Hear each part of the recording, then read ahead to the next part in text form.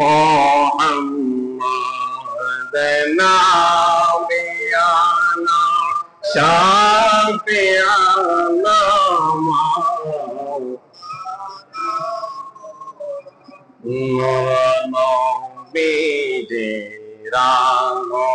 মনে জগত হইল উজালা আইরে মধুর নামটি স্মরণ কর ওহে আশিক নিরালা আল্লাহুম্মা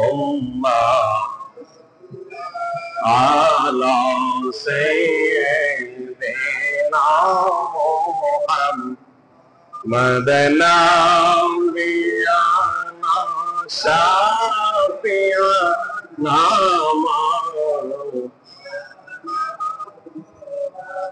مولاي صل وسلم دائما ابدا على نبيك خير الخلق كلهم معزز محترم واجب الاحترام সম্মানিত সামিয়ান کرام রাহিমানি ওয়া রাহিমাকুমুল্লাহ তাআলা আল্লাহ পাকের আলিশান দরবারে লাখ কোটি শুকর ও সুজুদ যে মহান আল্লাহ পাক আমাদেরকে সাইয়্যিদুল আইয়াম তথা জুমার দিনে মুহররমুল হারাম মাসের শেষ জুমা আদায়ের নিমিত্তে আল্লাহর ঘর বাইতুল্লাহতে আসার বসার যে রব্বে করিম আমাদেরকে সুযোগ দান করেছেন সে রব্বে করিমের দরবারে উচ্চ আওয়াজে জবান খুলে বলি আলহামদুলিল্লাহ।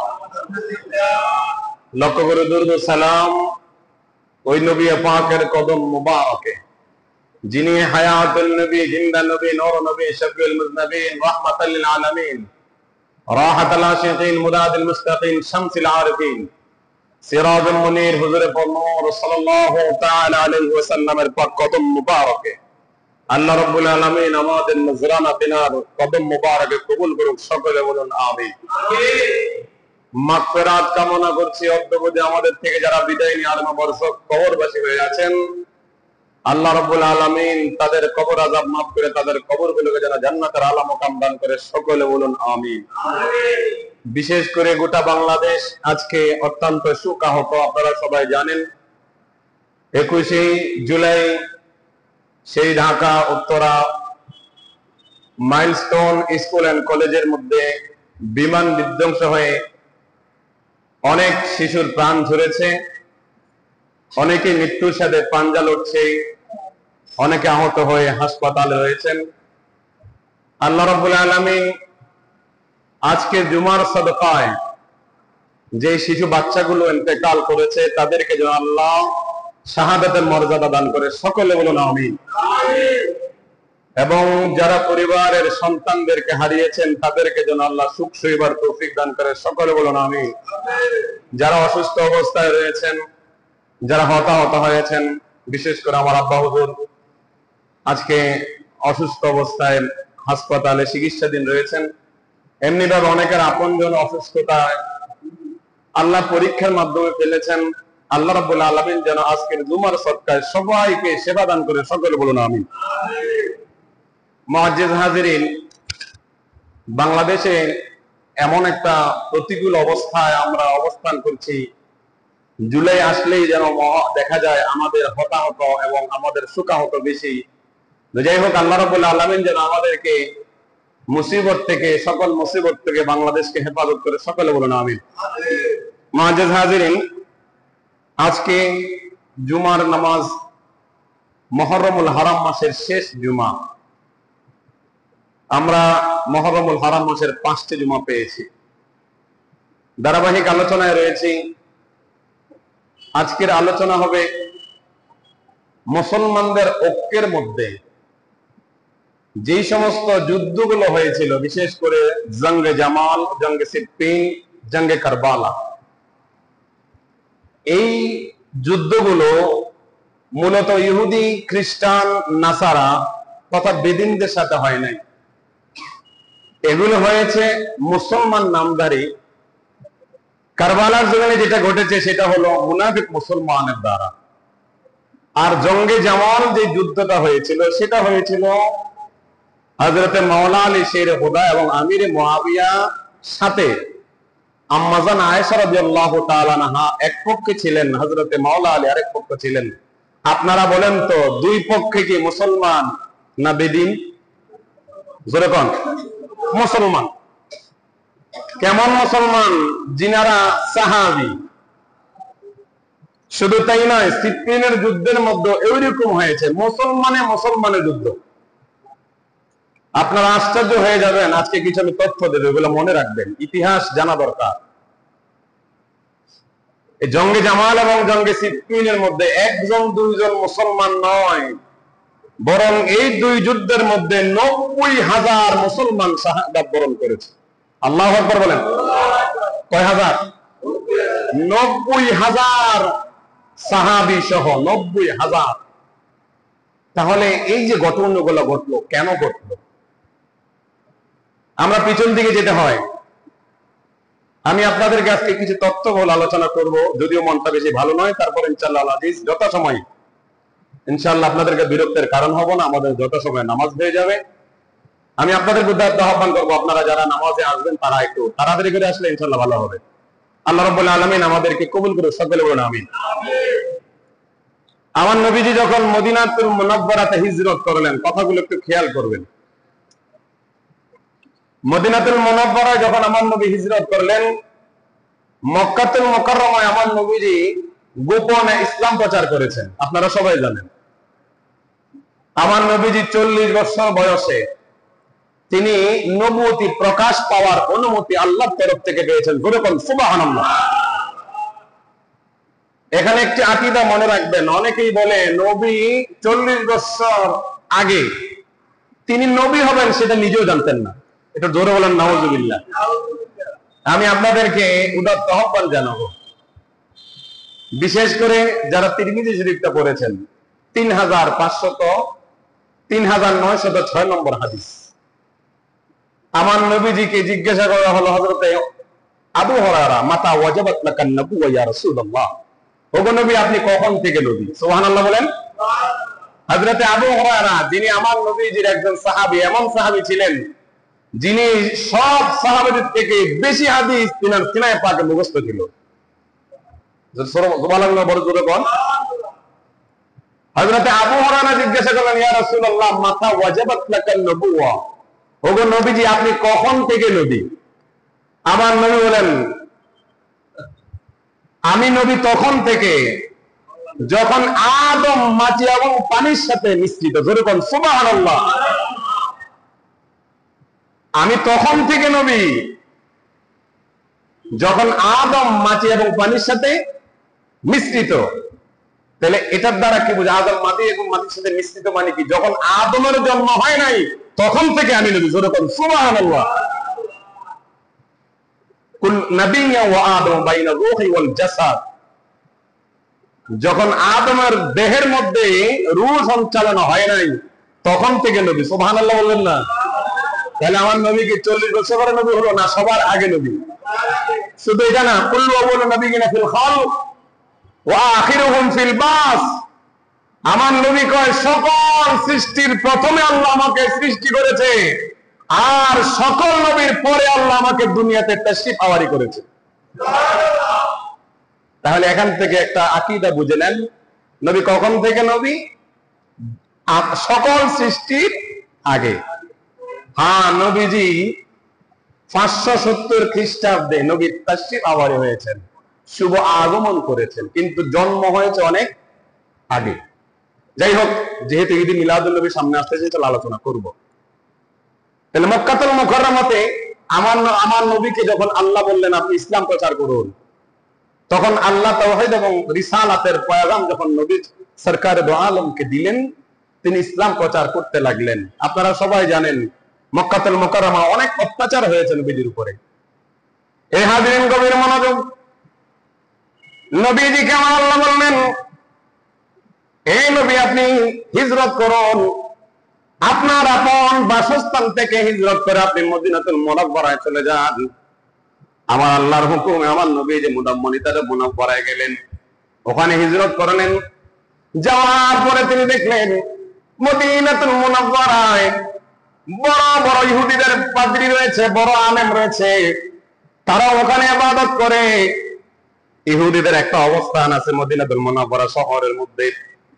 আমার নবীজি তাদেরকে ডাকলেন, ইহুদিদেরকে ডেকে বললেন, আপনারাও যেহেতু একটা ধর্মের প্রচার করেন, আমি আল্লাহ প্রেরিত একটা ইসলাম ধর্ম, ইন্নাদ দীনা ইনদাল্লাহিল ইসলাম, ইসলাম হলো শান্তির ধর্ম, ইসলাম মনোনীত ধর্ম। আমি ইসলাম ধর্ম প্রচারের জন্য আল্লাহ রাব্বুল আলামিন আমাকে নবী এবং রাসূল হিসেবে প্রেরণ করেছেন। অতএব আপনারা আপনাদের জায়গায় অবস্থান করে ইবাদত করবেন, আমরা আমরা জায়গায় অবস্থান করব। তবে আপনাদের উপরে যারা কেউ যদি আক্রমণ করে, আমরা তার প্রতিবাদ করব, আবার আমাদের উপরে যদি আক্রমণ করে আপনারা প্রতিহত করবেন। এই বলে ইহুদিদের সাথে আমার নবীদের একটা চুক্তিনামা হয়েছে। আল্লাহু আকবার। তারাও সংখ্যায় কম ছিল, আমার নবীজির সাহাবিক সংখ্যায় কম। এখন আমার নবীজি চুক্তি করলেন, তাদের সাথে চুক্তিবদ্ধ হলো, আপনাদেরকে কেউ যদি আক্রমণ করে আমরা প্রতিহত করবো একসাথে। এখন ইহুদিরা প্রথম অবস্থায় বলতেছে, ঠিক আছে আপনার কথা মেনে নিলাম, চুক্তিবদ্ধ হয়েছে যে আপনাদের কোনো আমরা ক্ষতি করবো না, আপনারা আমাদের কোনো ক্ষতি করবেন না। তবে হ্যাঁ, বহিরাগত আক্রমণ থেকে বাঁচার জন্য দুজন এক হয়ে আমরা প্রতিহত করব, এটা নিয়ে একটা চুক্তিনামা হয়েছে।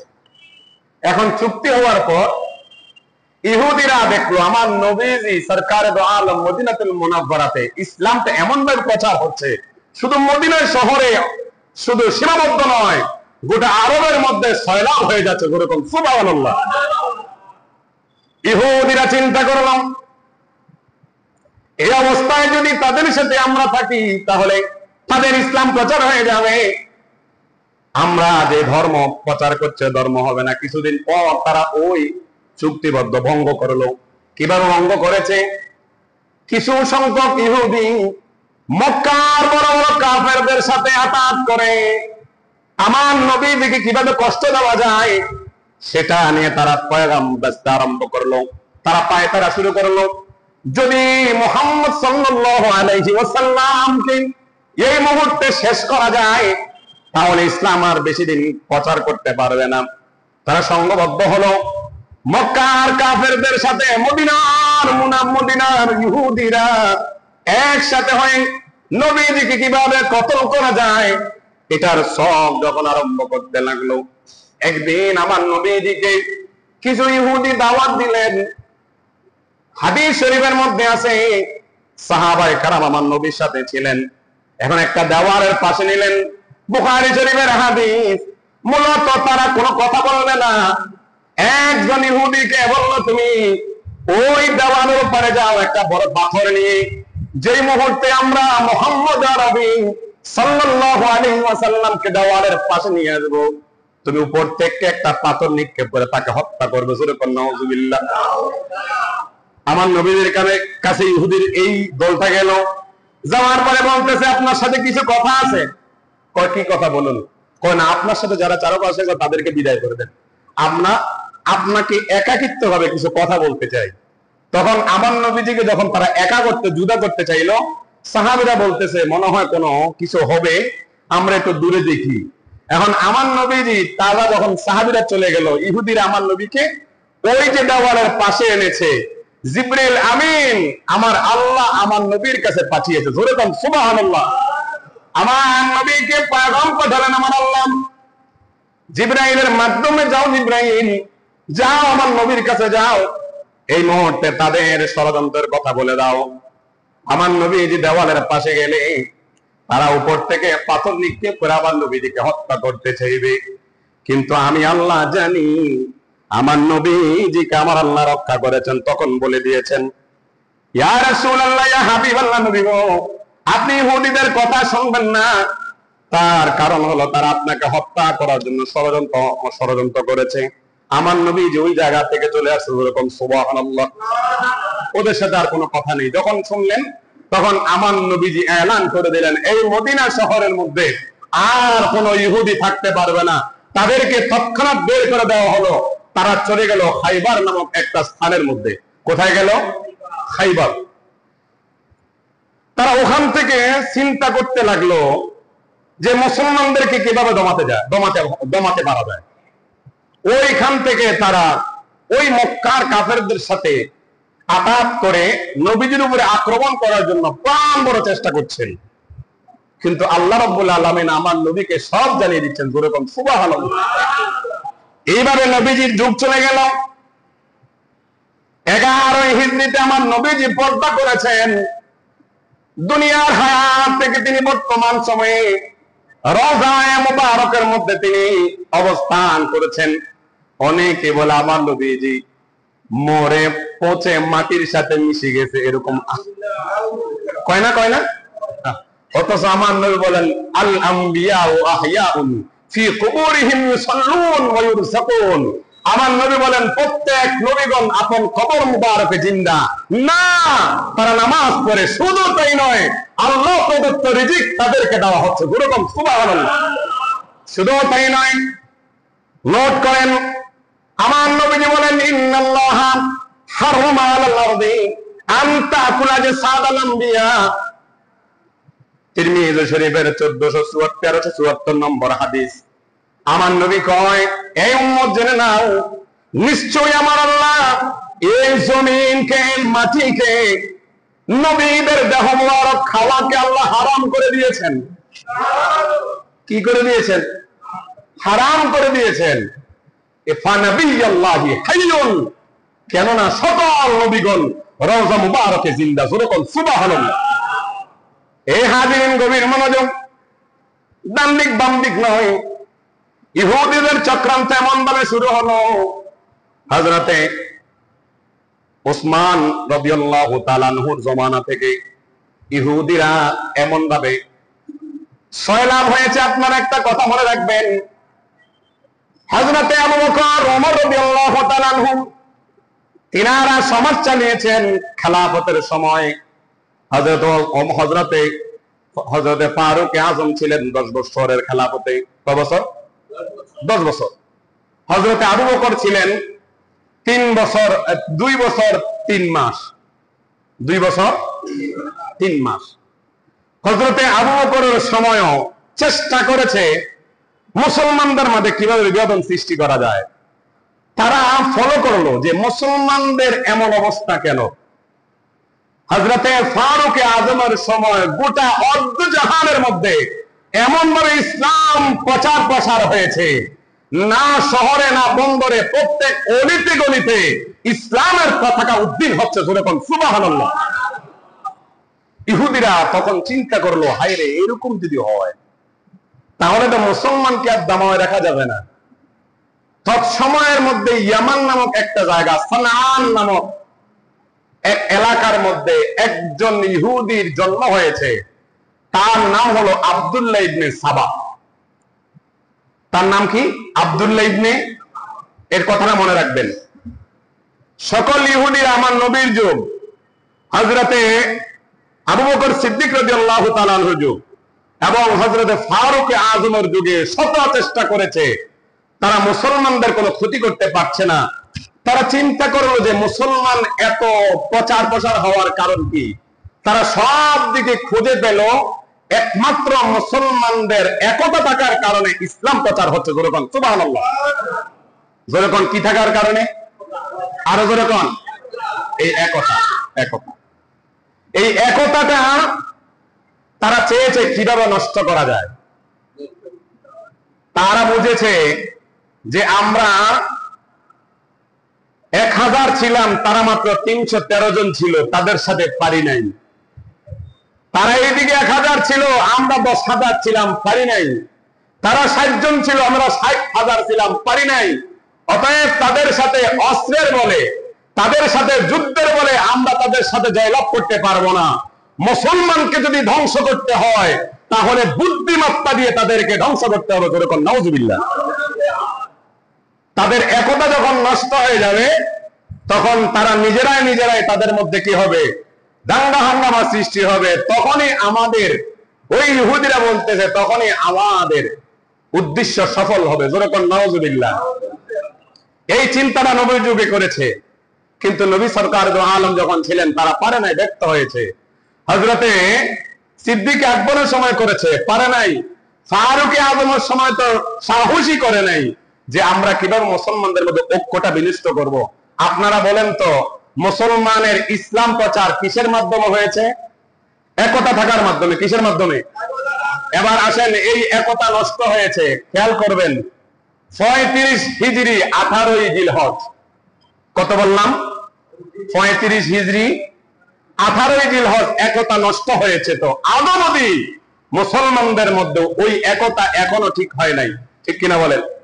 কারণ আমার নবী বলেছেন, ওয়াতাফতারিকু আলা উম্মতি 30 ওয়া 70 মিল্লাহ কুল্লুহুম ফিন-নার ইল্লা মিল্লাতা ওয়াহিদা। আমার উম্মতের মধ্যে 73 দল হবে। কয় দল? জোরে কয় না? আসেনি? ওইদিকে যাব না। এবার আসেন, একতা নষ্ট হবে বুদ্ধিমত্তার মাধ্যমে, আর এই একতাটাকে নষ্ট করার খলনায়ক হলো আব্দুল্লাহ ইবনে সাবা। নাম কি বললাম? তার জন্ম কোথায়? ইয়ামানে। কোথায়? আমি কয়েকটা রাষ্ট্রের নাম বলবো: মদিনা, বসরা, ইয়ামান, মিশর, কুফা, কুফা, আর হচ্ছে কিনা আপনার শাম। মোট 6টা দেশের নাম বলেছি। মদিনাতুল মুনাওয়ারাতে হযরত ওসমান রাদিয়াল্লাহু তাআলা আনহুর সময়ে এসে দেখলো যে মুসলমানদেরকে নষ্ট করার বা বিনষ্ট করার একটা কারণ আছে, সেটা হলো হযরতে ফারুক আযম ছিল একটা কি গরম মানুষ, অনেক গরম। ওনার সময়ে সাহস করে না ইহুদিরা মুসলমানে দ্বন্দ্ব লাগাবে। কিন্তু হযরতে ওসমান রাদিয়াল্লাহু তাআলা আনহু সব থেকে ভিন্ন, তিনি ছিলেন নরম তবিয়তের মানুষ। তখন ওই আব্দুল্লাহ ইবনে সাবা, সে মূলত কি, জোরে কর না, ইহুদি। মূলত কি? ইহুদি। কথাটা খেয়াল রাখবেন। এই মুসলমানের বিনষ্টকারীর একমাত্র গডফাদার হচ্ছে আব্দুল্লাহ ইবনে সাবা, আর মুসলমানদের একতা নষ্ট করেছে ইহুদিরা। বর্তমান সময়ে মুসলমানদের একতা বিভিন্ন রকমে ইহুদি নাসারা খ্রিস্টানরাই এরকম ভাবে পায়তারা করছে। কথা বলেন ঠিক কিনা? এবার আসেন, ইহুদি চিনবেন কিভাবে? আব্দুল্লাহ ইবনে সাবা, সে দেখলো আমি তো ইহুদির লেবাস পরে তো আর তাদের কাছে ঢুকতে পারবো না। তখন সে কি করলো? নামকে ওয়াস্তে সে মুসলমানের লেবাস ধরেছে। কিসের লেবাস? জোরে কোন? মুসলমানের লেবাস ধরেছে। দাড়ি, টুপি, আবা, কাবা, জুব্বা, আস্কিন, পাগড়ি। মূলত সে কি? জোরে কোন? এখান থেকে মনে রাখবেন, ইতিহাস তো আমরা জানি না, ইতিহাস জানার পর চেষ্টাও করি না, তারপরে ওগুলো জানা দরকার। এই আব্দুল্লাহ ইবনে সাবা সর্বপ্রথম ইয়ামানের মধ্যে সে এমন ভাবে আবা কাবা জুব্বা আস্কিন করছে, ইহুদিরা তাকে বলছে তুমি হবে শেষ খলনায়ক, ইসলামের বিনষ্টকারী, তুমি তাদের মধ্যে পাটল ধরাবা। কিভাবে? তুমি বড় একজন আলেম সেজে যাও। তখন সে মসজিদে মসজিদে গিয়ে ইবাদত করা আরম্ভ করলো। আমাদের দেশের মধ্যে আছে যে দেখবেন, ওই যে আমাদের দেশে কয় না, কি জানি বলে, অতিভক্তি, অতিভক্তি ছোট লোক। সে এইভাবে আমার নবীজির এই হযরতে ওসমান জিন নূরাইনের যুগে সে এমন ভাবে নিজেকে জাহের করেছে, মনে হয় যেন সে বড় ইবাদতকারী। নাম কি? আব্দুল্লাহ ইবনে, কথাগুলো মনে রাখবেন, জানা দরকার। সাবা, আব্দুল্লাহ ইবনে সাবা। সে মদিনাতে আসলো। মদিনার মধ্যে অবস্থান এমন হলো যে সবাই তাকে বড় ফিসাব হিসেবে জানতেছে, যে এত বড় আলেম, ইবাদত বন্দেগীতে খুব ফাঁকাপোক্ত। ঘটনাক্রমে একদিন সে হযরত ওসমান বিন নুরাইন রাদিয়াল্লাহু তাআলা আনহুর দরবারে গেলেন, গিয়ে বললেন, হুজুর, আমাকে আপনি মদিনার কোন গভর্নর অথবা কোন রাষ্ট্রীয় কোন পদের মধ্যে আমাকে আপনি চাকরি দেন, নিশ্চয় যদি চাকরি দেন তাহলে আমি কিছু একটা করতে পারবো। তখন ওসমান রাদিয়াল্লাহু তাআলা আনহু যদিও নরম তবিয়তের মানুষ ছিলেন, তিনি বুঝে গেছেন তার মতলব বেশি ভালো না। তখন সরাসরি আব্দুল্লাহ ইবনে সাবাকে বললেন, হে আব্দুল্লাহ ইবনে সাবা, তুমি কোন রাষ্ট্রীয় ক্ষমতার কোন দলের অন্তর্ভুক্ত হওয়ার যোগ্যতাই তোমার কাছে নাই। ডাইরেক্ট অস্বীকার করে দেবে, তোমাকে কোনো ক্ষমতার কোন আসন দেওয়া যাবে না, তুমি অযোগ্য। এখন সে এটাকে কাজে লাগিয়ে সর্বপ্রথম চলে গেল বসরায়। কোথায়? বসরায়। এই বসরাতে গিয়ে সে ওই যে মুসলমানদের লেবাস ধরেছে, মানুষ তার কাছে আসে। এখন কিছু সংখ্যক গরিব মুসলমান তাদেরকে বলল, তোমরা বর্তমানে যে খলিফার অধীনে আসো। ওসমান যুন নুরাইন তার ব্যাপারে জানো? কয় কি? কয় সে তো আত্মীয়দের আতায়াত করতেছেন। কেমন? কয় তার রাষ্ট্রীয় কোষাগার থেকে সে আত্মীয় স্বজনদেরকে বেশি দেয়, তোমাদেরকে কম দেয়। নাউজুবিল্লাহ বলবেন না? আরেকটা বলল সে ছোট ছোট অযোগ্য ব্যক্তিদেরকে, অর্থাৎ নাবালক, অর্থাৎ অযোগ্য, অর্থাৎ ছোট ছোট কম বয়সী যুবকদেরকে দিয়ে সে বিভিন্ন রাষ্ট্র পরিচালনা করছে। কয় নম্বর অপবাদ?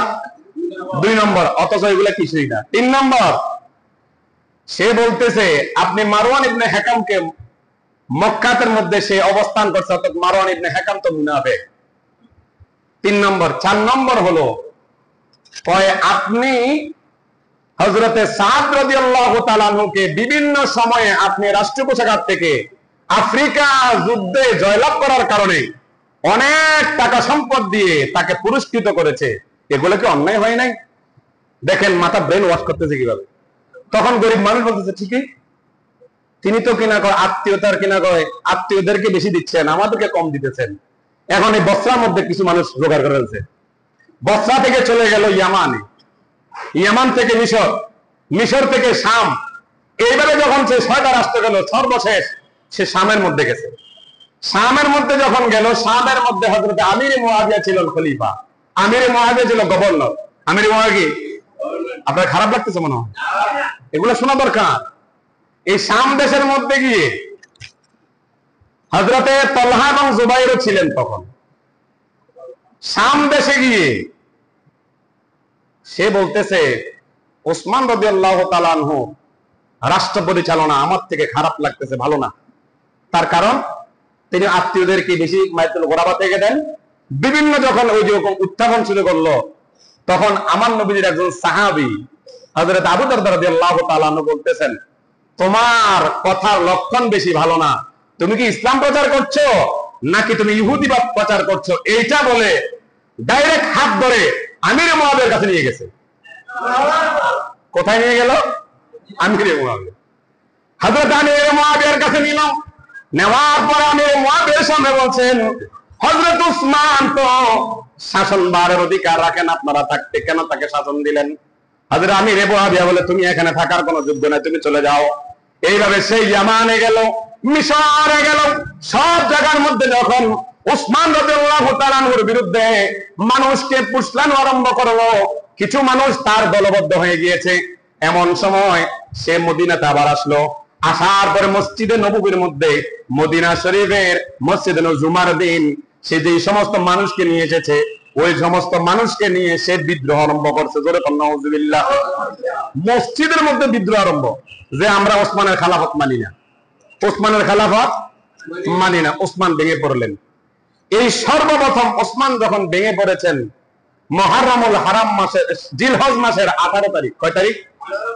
35 জিলহজ। একদিন 2 দিন নয়, ওই যে যারা কিনা আন্দোলন করেছে, ওই আন্দোলনকারীরা হযরত ওসমান রাদিয়াল্লাহু তাআলা আনহুকে 22 দিন, কেউ বলেছে 40 দিন ওনার ঘরের মধ্যে বন্দী করে রেখেছে। নাউজুবিল্লাহ বলেন। চতুর্দিকে ওনাকে বেষ্টনী দিয়ে রেখেছে। এমন ওসমান, আপনাদেরকে আলোচনা শুনিয়েছিলাম, বীর রোমা নামক একটা কূপ তিনি মুসলমানদের জন্য কি করেছিলেন? ওয়াক্ফ দান করেছিলেন। সেই বীর রোমার পানি, এক ফোঁটা পানি হযরত ওসমানকে দেওয়া হয় না। জোরে কোন নাউজুবিল্লাহ। এই 35 জিলহজ 18 রমজান হযরত ওসমান রাদিয়াল্লাহু তাআলা আনহু কোরআন তেলাওয়াতের অবস্থায় পিছন থেকে এসে এক মালাউন তিনার কল্লা বরাবরে আঘাত করার কারণে তিনি ওখানে শহীদ হয়ে গিয়েছেন। জোরে কোন আল্লাহু আকবার। এই 35 হিজরিতে আব্দুল্লাহ ইবনে সাবার নেতৃত্বে ওই দিন ইসলামের যে একত্বতা নষ্ট হয়েছে, আদৌ অবধি ওই একাত্মতা এখনো ঠিক হয় নাই। আপনারা বলেন তো, ইসলাম প্রচার হয়েছে কিসের মাধ্যমে? একতার মাধ্যমে। কিসের মাধ্যমে?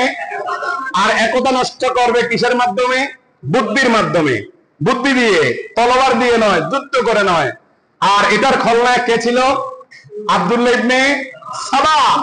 এই আব্দুল্লাহ ইবনে সাবার অনুসারী বর্তমান সময়ের মধ্যে মুসলমানের নেফাজ ধরে মুসলমানদের ক্ষতি করতেছে। কথা বলেন ঠিক কিনা?